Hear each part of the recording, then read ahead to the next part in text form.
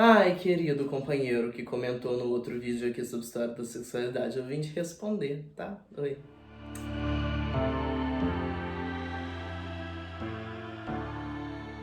Olá, sinners! Meu nome é Alison, a biblioteca está aberta. E hoje eu vim discutir um tema que a gente tem tanta discussão em torno disso, ficou em alta, né? Identitarismo. Hoje em dia todo mundo fala de identitarismo. E eu até evitei um pouco trazer esse tema pra cá, porque é muito complexo, eu não queria ficar tangenciando termos, mas no vídeo que tem aqui no canal de História da Sexualidade, se você não viu, vai lá ver, teve um comentário sobre como a gente faz política sem identidade, que a gente precisa de identidade para fazer política. Não existe uma luta política que não é identitária. E aí, no Twitter, as gay brancas do Twitter, e tem umas sapatão também que tá me irritando também no Twitter, começou a falar dessa luta LGB sem T, que as vidas trans estão atrapalhando a luta pelos direitos gay. Amor, deixa eu... Amor, os seus direitos vieram de travesti preta brigando, porque gay branco não faz nada. Então, vamos discutir o que é essa questão do identitarismo, né? Todo mundo fala de identidade.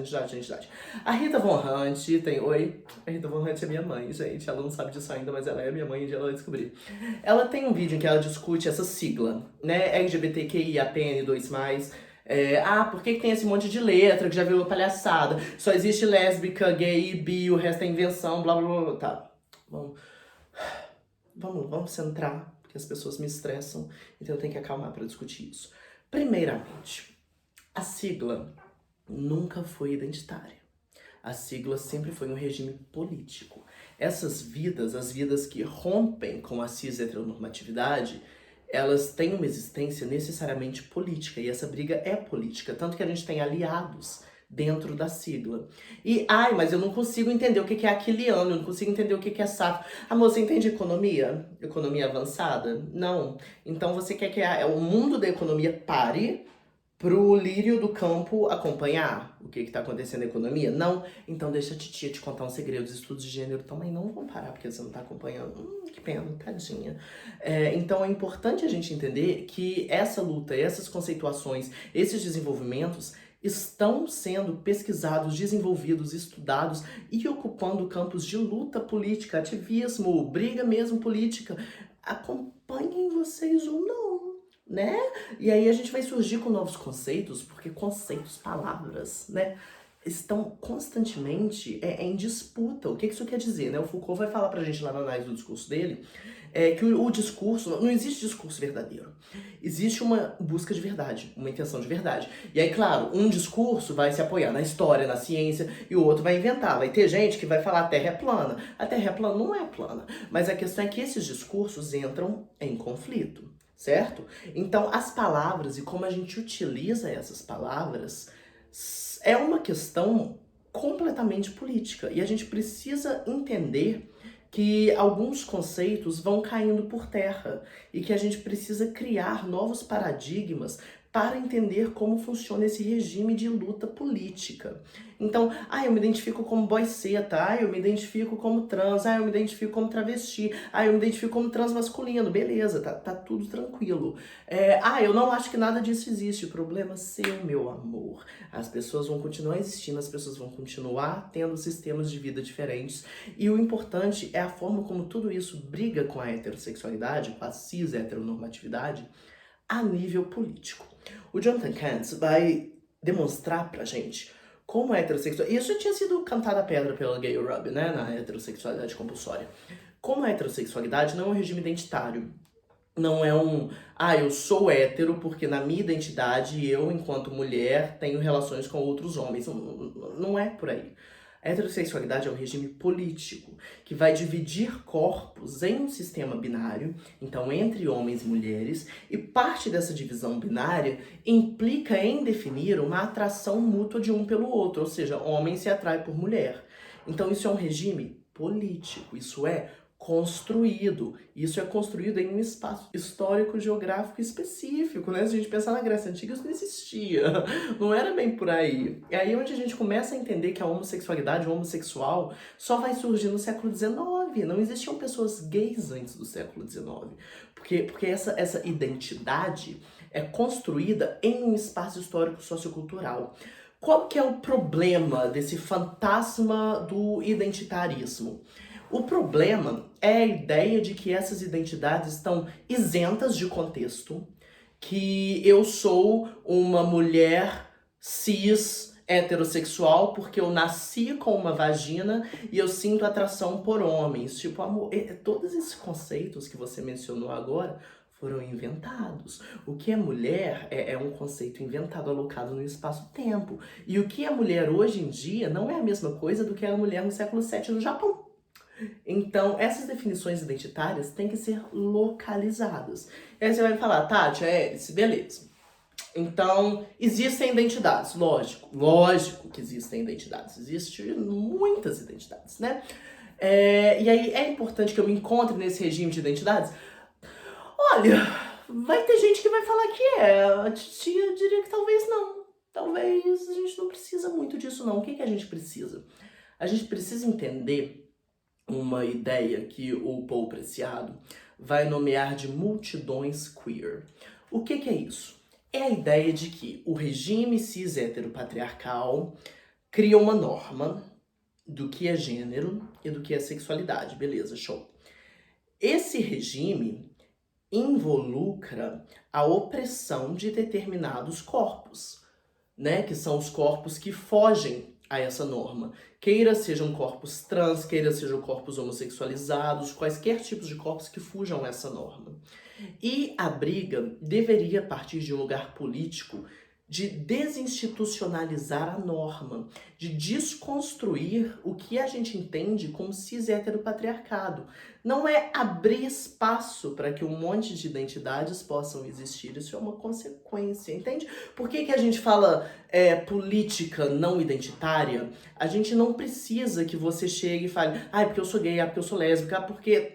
Eu, pessoalmente, acho muito importante que você conheça a sua história, conheça de onde vem essa briga, mas que a luta política está no espaço de desconstruir sistemas de normas que vão sim te oprimir enquanto corpo queer, mas não só você, que vão oprimir uma série de corpos estranhos, né, de corpos transviados, que não respeitam essa norma. Então, quando surge esse movimento LGB sem ter, para falar pessoas trans não tinham que ter direito, mas a gente gay branco quer casar, é tipo assim, amor, é que o mesmo regime que tá sistematizando a ideia de que vidas trans não existem, promulga que você não tem direito de casar. Não existe essa briga separada. O identitarismo exerce essa construção fantasmagórica de que você consegue brigar pelos seus direitos sem destituir o sistema, né? É uma forma do sistema se perpetuar. Embora o Preciado já mostre pra gente que a cis-heteronorma do século XX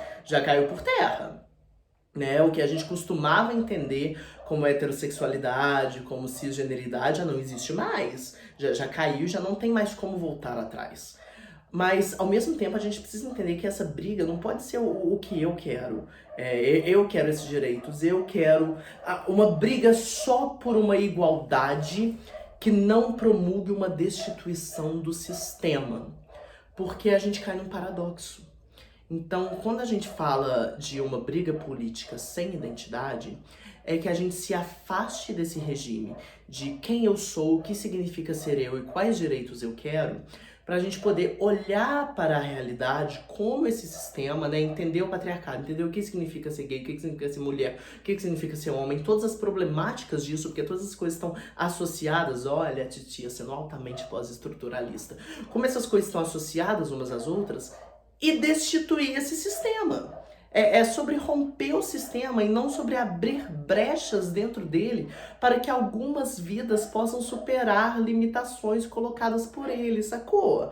É tipo assim, eu não quero, esse sistema aqui que regimenta que homem é assim e mulher é assim, dentro dele eu, enquanto mulher trans, quero poder ter direito a me vestir de uma determinada maneira e a fazer uma cirurgia para ter uma vagina e tomar hormônios, mas eu não preciso brigar por direitos de pessoas boiceta ou por direito de pessoas gays se casarem, porque essa não é a minha luta, é um sistema só. Eu sei que eu tô sendo tautológica, eu sei que eu tô repetindo, mas é porque eu vi tanta gay burra no Twitter esses dias que eu acho que eu tenho que deixar bem claro o que tá acontecendo. Você tem direito à sua identidade. É importante que você tenha conhecimento histórico sobre a construção da sua identidade, sobre o que isso significa dentro de um regime, de um sistema sexo-gênero, mas que a sua luta política não seja em torno da sua identidade. Que a sua luta política seja com o objetivo de destituir um sistema que te oprime. E nessa opressão oprime uma conjunção de outras vidas que talvez não necessariamente sejam diretamente atreladas à sua.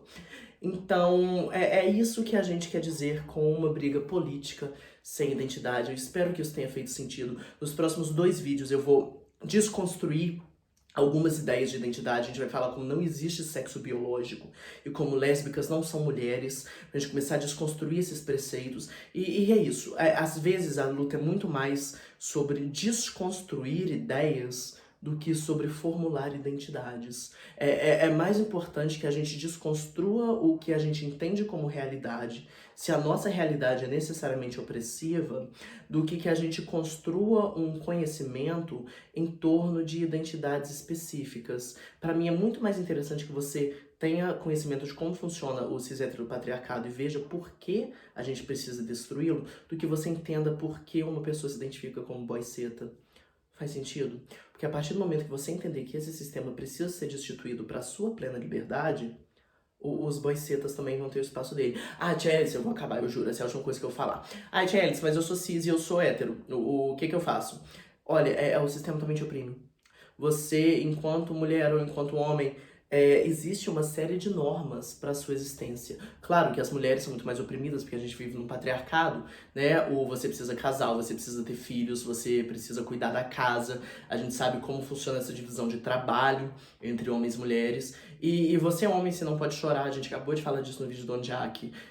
Você está instaurado numa violência, né? A gente tem isso dentro do manifesto Traveco, como a masculinidade é construída em torno de uma violência que não necessariamente está associada a uma identidade psíquica dos homens. Então, o cis-heteropatriarcado oprime todas as vidas. E é por isso que ele precisa ser destituído. Então, existe espaço para briga. A aliança LGBTQIAPN2+, não é uma aliança identitária, é uma aliança política, com espaço para aliados, com espaço para familiares, com espaço para pessoas cis-hétero. Então, vamos parar de falar de coisas que a gente não entende no Twitter e falar de achismo, a sua experiência pessoal não significa nada dentro de um sistema de discursos históricos, sociais, teóricos. E a gente foca na briga, na desconstrução desse sistema, que é assim que a gente consegue todo mundo junto pra frente. Tá bem? Então é isso, se vocês quiserem discutir aqui nos comentários, a gente pode discutir. Vamos ter uma discussão saudável. E é isso, com discussão a gente chega longe. Estudem. É a melhor coisa que eu posso falar. Estudem e entendam que a gente precisa ir pra algum lugar. Tá? Beijinho.